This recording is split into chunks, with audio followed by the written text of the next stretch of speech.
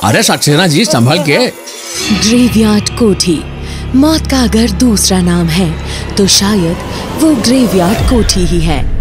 पिछले कई सालों से जो ग्रेवयार्ड कोठी आया उसकी सिर्फ लाश ही बाहर निकली, और काफी बार तो वो भी नहीं। इसलिए सरकार इसे आज जनता के लिए निषेध करना चाहती है और आखिरी जांच पड़ताल के लिए 4 आर्कियोलॉजिस्ट की टीम यहाँ भेजी गई है, जिनका स्वागत इस दर्द भरी चीख के साथ हो चुका है। और इनके साथ खड़ा लंगड़ा इंसान इस गांव का सरपंच है। लेकिन ग्रेवयार्ड कोठी इस आसमान में चमकती बिजली की रोशनी में इतनी भयानक दिख रही है कि इनमें से किसी की हिम्मत नहीं कि वो एक कदम भी अंदर रखे। अशुभ संकेत है ये देवराज। मैं कहता हूँ फर्जी रिपोर्ट बना के दे देते हैं। फर्जी रिपोर्ट के लिए भी कुछ तो देखना ही पड़ेगा ना अंदर जाकर। तभी साथ में आया लंगड़ा सरपंच गिड़गिड़ा उठा। मुझे माफ करना सर जी, मेरा आपका साथ यहीं तक था। आप में से कोई बचा तो सवेरे मिलते हैं। लंगड़ाता हुआ सरपंच पूरी रफ्तार से वहां से भाग निकला। चारों ने हिम्मत जुटाकर कोठी के अंदर जाने का फैसला किया, लेकिन जैसे ही चारों ने ग्रेवयार्ड कोठी की सीढ़ियों पर पैर रखा, बाहर लटक रही लालटेन हवा के साथ नीचे गिरकर बुझ गई। ये आवाज सुनी आप लोगों ने? अंकित, अगर हम इतना डरे तो शायद डर से ही मर जाएंगे। चारों अपनी अपनी टॉर्च जलाकर ताला खोलने की कोशिश करते हैं, लेकिन ताला पूरी तरह जाम हो चुका था। इसलिए ये ताला तोड़ने का फैसला लेते हैं। लेकिन जैसे ही ताले पर पहला वार होता है, ताले से खून बहने लगता है। ये खून है! ताले से टपकती खून की बूंदें इनका गला सुखाने के लिए काफी थी। खुद को संभालते हुए कपकपाते कदमों के साथ चारों दरवाजा खोलकर अंदर घुसते हैं। ग्रेवयार्ड कोठी बाहर से जितनी खौफनाक थी, अंदर से उससे भी भयानक थी।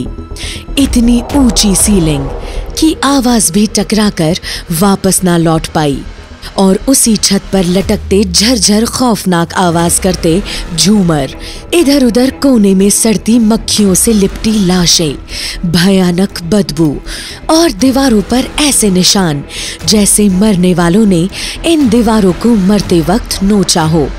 और इन्हीं दीवारों पर लगी कुछ पुरानी तस्वीरों पर इन चारों की नजर पड़ती है। लेखक बाबू यहीं रहते थे ना? उनकी डरावनी किताबों के पोस्टर हैं इन तस्वीरों में। देखो, खूनी वधू, श्रापित कुआं। इन्हीं तस्वीरों में अगली तस्वीर थी एक सुहागन की, और वही थी तस्वीर यक्षिणी की। ये है यक्षिणी।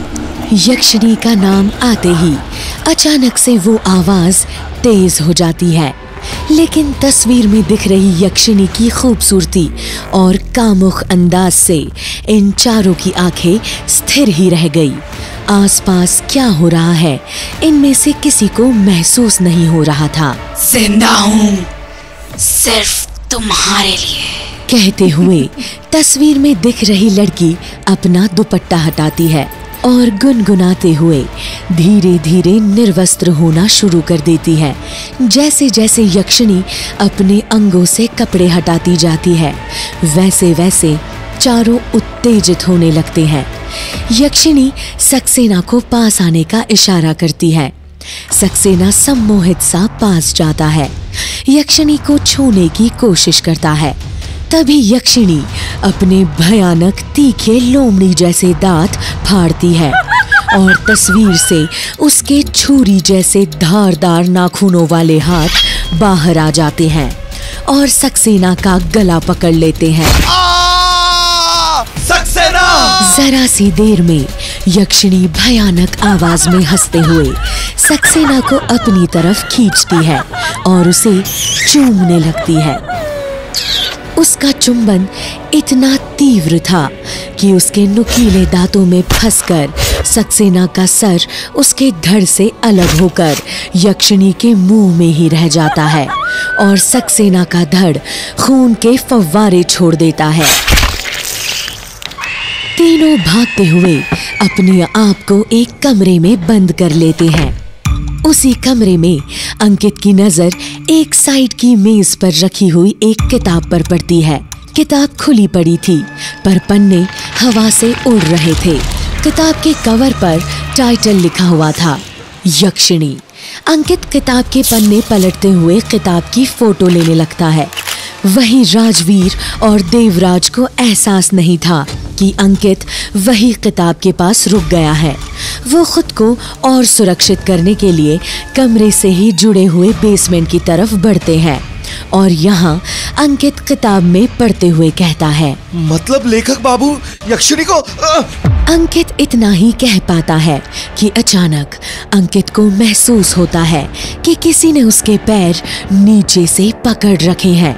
जब तक अंकित नजरें नीचे घुमाता तब तक एक अदृश्य ताकत अंकित के पैर खींचकर उसे जमीन पर पटक देती है। अंकित को समझ नहीं आ रहा था कि उसके साथ ये क्या हुआ। राजवीर, देवराज! अंकित की आवाज राजवीर और देवराज तक नहीं पहुंच पा रही थी। तभी जमीन पर पड़े अंकित की नजर दीवार पर सजे बारहसिंगा के सर पर पड़ती है। उसकी आंखें लाल चमक रही थी, जैसे उस बारहसिंगा का सर जीवित हो उठा हो। देखते ही देखते वो बारहसिंगा अपना मुंह फाड़ता है और कई मीटर लंबी अपनी जुबान अंकित की तरफ फेंकता है और उसे अपनी जुबान से कसकर लपेट लेता है। उसकी जुबान की पकड़ इतनी तेज थी कि अंकित की पसलियों की टूटने की आवाज आ रही थी। अंकित बिल्कुल अधमरा हो चुका था। अंकित की आंखें बुझने लगी थी।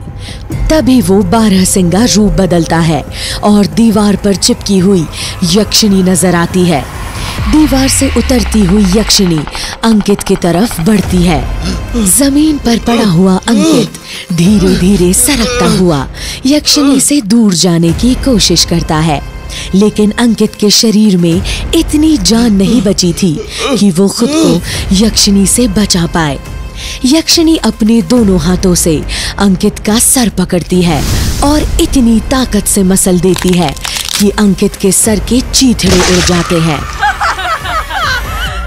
यहाँ देवराज और राजवीर अंकित की मौत से बेखबर बेसमेंट में पहुंचते हैं, जहाँ ढेर सारी मूर्तियां नजर आ रही थी। ये मूर्तियां उन लोगों की थी जो अब तक यक्षिणी का शिकार हो चुके थे। और हैरानी की बात ये थी कि इन मूर्तियों पर बिल्कुल वैसे ही घाव थे जैसे यक्षिणी ने उन्हें मारते वक्त दिए थे। देवराज और राजवीर के रोंगटे तब खड़े हो गए जब देखा कि मूर्तियों के इन जख्मों से अभी भी खून बह रहा है। दोनों अपने आप को संभाल पाते कि इनको लेखक बाबू की मूर्ति दिखाई पड़ती है। लेखक बाबू की मूर्ति में वो अंगूठी देखो, उस पर यक्षिणी लिखा है। लेखक बाबू की उंगली में यक्षिणी की अंगूठी? बात कुछ पल्ले नहीं पड़ रही।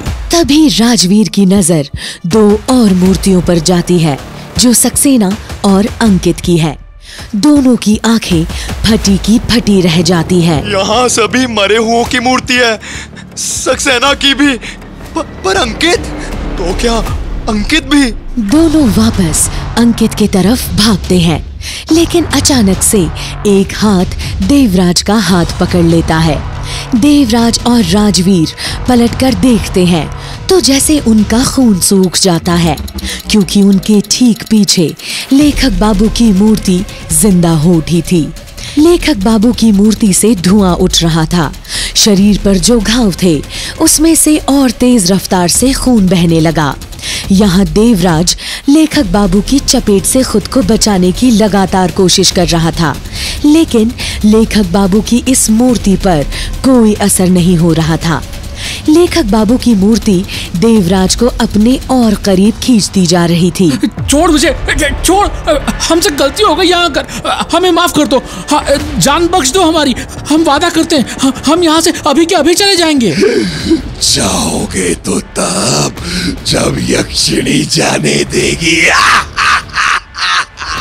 ये कहते हुए लेखक बाबू की मूर्ति देवराज को अपने बिल्कुल करीब ला चुकी थी। ताकत लगाते लगाते देवराज ने भी हिम्मत हारते हुए खुद को जैसे समर्पित कर दिया। खौफ की वजह से देवराज आधा बेजान पड़ चुका था। तभी वो मूर्ति देवराज की गर्दन पर अपने दांत से काटती है और देखते ही देखते देवराज भी पत्थर की मूर्ति बन जाता है। देवराज भाई! चीखता हुआ राजवीर सीधा कोठी से बाहर की तरफ भागता है, लेकिन बेसमेंट के दरवाजे अपने आप बंद हो जाते हैं। राजवीर को सामने लेखक बाबू की मूर्ति के रूप में मौत दिख रही थी। फिर भी राजवीर हिम्मत रखते हुए अपने बैग से कुल्हाड़ी निकालता है और जैसे जैसे मूर्ति के कदम उसकी ओर बढ़ रहे थे, वैसे वैसे राजवीर पूरा दम भरकर दरवाजे पर वार कर रहा था। मूर्ति बिल्कुल राजवीर के करीब आ चुकी थी।